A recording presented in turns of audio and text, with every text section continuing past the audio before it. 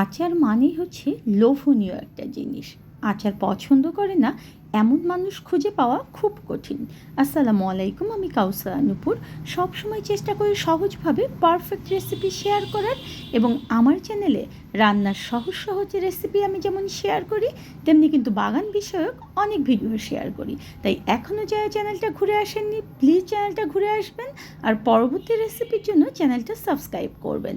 যারা আমার পেজ থেকে দেখছেন তাদেরকেও আমি অবশ্যই রিকোয়েস্ট করব, পেজে একটা লাইক এবং ফলো দেবেন, আর প্লিজ বেশি বেশি করে শেয়ার করবেন। আজকে তৈরি করে দেখাবো বিখ্যাত একটা আচার, আমচুন্দা।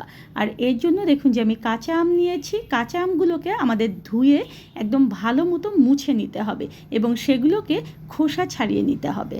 এখন একটা গ্রেটার নিয়ে দেখুন যে আমগুলোকে আমি চিকন করে গ্রেট করে নিচ্ছি।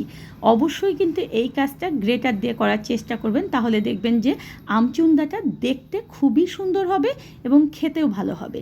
দেখুন এরকম চিকন করে গ্রেট করে নিতে হবে। আগে ফার্স্ট আমরা সবগুলো আম গ্রেট করে নেব, এরপর একটা ওয়েট মেশিনে এটাকে দিয়ে আমাদের ওয়েট করতে হবে, কারণ এই আমের উপর নির্ভর করে এখানে চিনি মিলাতে হবে বা গুড় মিলাতে হবে। এই চিনি এবং গুড় যদি পারফেক্ট না হয় তাহলে কিন্তু আচার নষ্ট হয়ে যাবে। আমি এখানে 856 গ্রাম পরিমাণ দেখুন যে আম নিয়েছি, একটা হাঁড়িতে নিয়ে নিলাম, আর 856 গ্রাম পরিমাণই চিনি বা গুড় নিতে হবে। দেখুন আমি ভালো মতো করে আপনাদেরকে ওয়েটটা দেখিয়ে দিচ্ছি এই কারণে, কারণ যাদের আচার নষ্ট হয়ে যায় তাদের কিন্তু এভাবে আচার বানালে আচার নষ্ট হওয়ার কোনো রকম ভয় থাকবে না।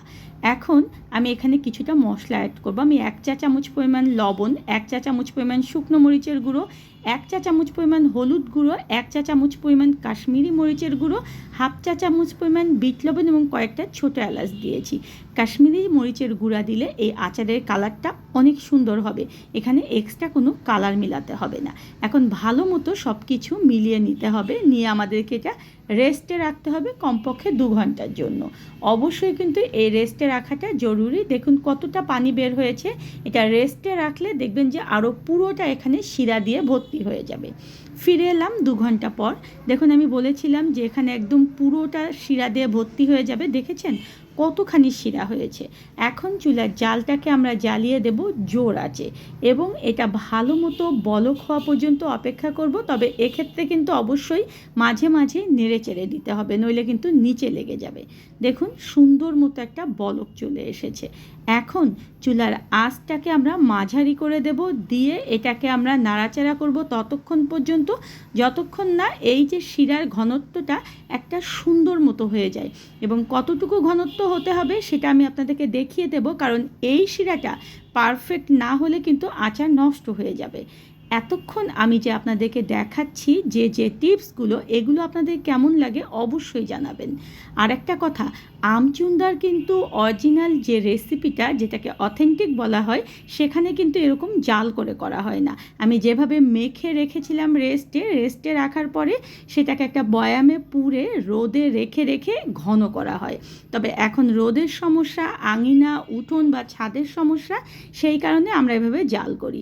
এখন এখানে 1 চা চামচ পরিমাণ আচারের মশলা দিয়ে দিলাম। আর কীভাবে আচারের মশলা পারফেক্টভাবে তৈরি করতে হবে সেটা আমার চ্যানেল কিন্তু আমি শেয়ার করেছি রেসিপি, আমি ডেসক্রিপশন বক্সে সেটা লিঙ্ক দিয়ে দেবো। আপনারা অবশ্যই কিন্তু সেভাবে আচারের মশলাটাকে তৈরি করে নেবেন। এখন দেখুন যে আমি একটু শিরা এভাবে হাতে নিয়ে একটু ফু দিয়ে ঠান্ডা করে নিচ্ছি। নেওয়ার পরে এটা দেখাচ্ছি যে এটা 2টো আঙ্গুল লেগে যাবে, কিন্তু এটা 1 তার বা 2 তার হবে না, 1 তারের চেয়েও একটু কম হবে। এখন এই অবস্থায় আমাদের এটা বন্ধ করে ঠান্ডা করতে হবে, তাহলে দেখবেন যে সুন্দর একটা পারফেক্ট ঘনত্বে চলে আসবে। দেখেছেন একদম ঠান্ডা হওয়ার পর আমি দেখাচ্ছি আপনাদেরকে যে কত সুন্দর একটা ঘনত্বে চলে এসেছে। এত চিকন আম, তবু দেখুন যে আমটা কিন্তু গলে যায়নি। আর এই আচারটা করে আপনারা দীর্ঘদিন পর্যন্ত সংরক্ষণ করতে পারবেন। আর এটা যদি আপনারা ফ্রিজে সংরক্ষণ করতে চান তাহলে অবশ্যই নর্মাল ফ্রিজে 1 বছর রেখে দেবেন। আর যদি মনে করেন যে না ফ্রিজের বাইরে সংরক্ষণ করবেন, তাহলে কিন্তু মাঝে মাঝে এটাকে আপনাদের রোদে দিতে হবে। মুখটা অবশ্যই একটা পাতলা কাপড় দিয়ে ভালো মতো বন্ধ করে দিয়ে রোদে রেখে রেখে এটাকে তারপরে সংরক্ষণ করবেন। অবশ্যই এরকম অনেক অনেক সুন্দর সুন্দর আচারের রেসিপি আমি শেয়ার করেছি চ্যানেলে। আর এই আচারটা দিয়ে পুরি, রুটি, পরোটা এবং খিচুড়ি খেতে অসম্ভব মজাদার। গরম গরম ফুলকো লুচির সঙ্গে আমি এটা পরিবেশন করছি। আর এরকম লুচি অল্প তেলে কীভাবে বানাতে হবে সেই রেসিপিও কিন্তু আমি শেয়ার করেছি। ডেসক্রিপশন বক্সে সেটারও লিঙ্ক পেয়ে যাবেন। ধন্যবাদ সবাইকে এতক্ষণ আমার সঙ্গে থাকার জন্য।